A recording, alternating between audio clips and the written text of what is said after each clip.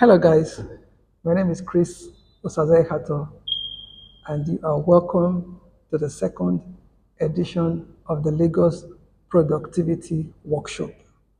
The last time we talked about how to make 1 naira or more in Lagos, and we had some live audience with us in the first edition.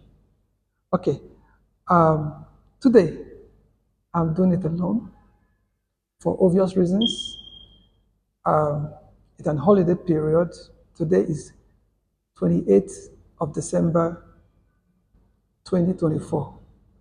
And this edition is actually meant for the global audience. And I believe if you're watching this video or you're seeing this channel for the first time, The Real Talks Nigeria. We strongly believe in the power of the digital age, the power of the digital economy, the power of digital marketing, because we strongly believe that next to globalization of world economies is digitization of world economies. So in this edition of the Lagos Productivity Workshop, we are looking at the theme, the digital economy versus the physical economy. The physical economy is obviously known by everyone, and since the days of Adam and Eve, the physical economy has been there. But over time, there has been a shift gradually from economic activities in the physical economy into the digital economy. Two things are responsible for that. The first one being digital computing and economy. The normal economy is right there inside the digital economy, but however, the digital economy, backed by the spread of information and communication technologies, which is ICT, is spreading across all business sectors in order to enhance productivity. So you can say that the digital economy is made up of digital computing and the natural or the physical economy.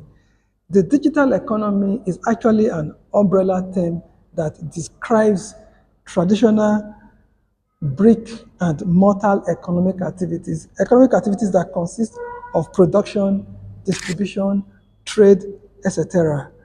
Now, this brick and mortar physical economy is being transformed by the internet and the World Wide Web. So the digital economy has been there since the early 1990s, but it has not been fully known and fully grasped by most of the developing economies because of what it takes. And later we will look at the challenges, why the penetration of Africa and Nigeria is very slow. Now, there are three major reasons why it is slow. The first is access to internet. About 2.7 billion people in the world still do not have access to internet. And then, of course, we have the challenge of, cybercrime.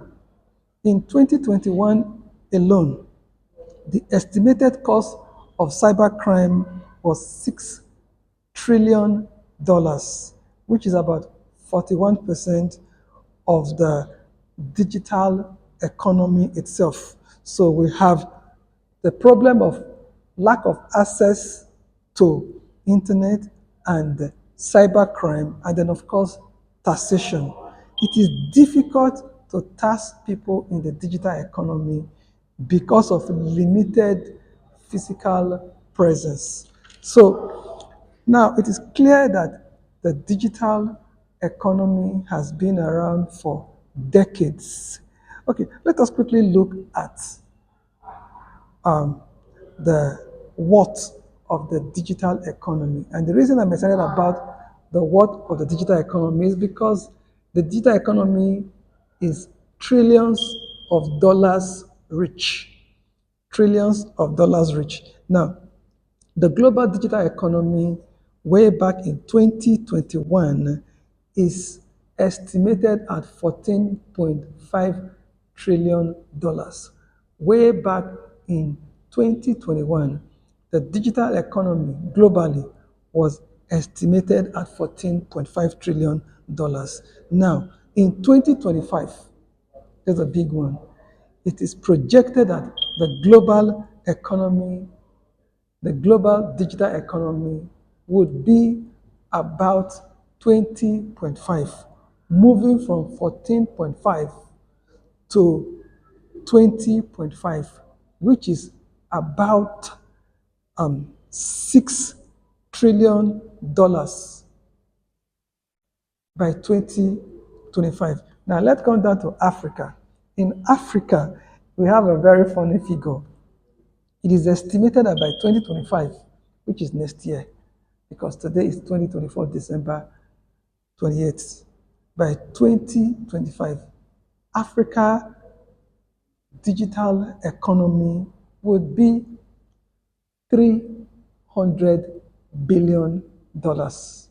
We are looking at a world of 20.5 trillion digitally. Africa is struggling with less than 1 trillion, with less than 0.5 trillion. We are looking at a projection of 300 billion. Of course, the challenges of access to internet, the challenges of cybercrime, and the challenges of taxation is well and alive in Africa. And then the funny part is that in Nigeria, in Nigeria, the total worth of the digital economy in 2021 was less than $10 billion. Less than $10 billion. That's amazing. It's actually about 9.97 billion dollars. That is the entire worth of the digital economy in Nigeria. And then in 2025, the projected digital economy size or worth would be $18.3 billion. In Africa, we're having $300 billion. And Nigeria, the giant of Africa, is not even having half of the digital economy. It means that something is clearly wrong. And that is one of the reasons why I strongly believe that the productivity of Nigeria is going down. The productivity of Lagos is going down. But one way to catch up with the rest of the world is if we make significant investments into the digital economy. If we invest in internet infrastructures, we invest in the World Wide Web, we invest in ICT, information and communication technologies, we would be able to pool resources to Africa, pool resources to Nigeria. And that is why I'm excited. And that is why we are taking these workshops from different parts of Nigeria to different parts of West Africa and different parts of Africa. And if God gives us the relationships, the partnerships that is needed, we will definitely take this round the world, to Europe, to America, to Asia, to Australia, to anywhere you have young people, because young people are the drivers, the driving force behind information and communication technologies. They are the ones that have the brain power, the brain muscle, the mindset to bring about innovations in ICT, to bring about innovation in the digital economy. And if you look at most of the digital crimes or the cyber crimes that takes place all over the world, it is done and perpetrated by young people. Many, or let's say most of them, really do not know that there are certain activities that they carry out online are criminal. Why? Because proper laws has not been developed, and you know, just think about it. The fact that in 2021 alone, that the cost of cybercrime was $6 trillion. And so when people are saying that, are blaming Nigeria and Nigerian youth for cybercrime and what they call Yahoo Yahoo, you discover that there is no group, there is no, we don't have enough number. If if half of this crime was committed by Nigerians, it clearly means that at least $3 trillion out of the $6 trillion cybercrime would have been, domiciled here in Nigeria. So it is clear that most of these cyber crimes are not done by Nigerians. So Nigerian youths have opportunity in the digital economy. So the digital economy is here to stay. Brick and mortar is not going away fast.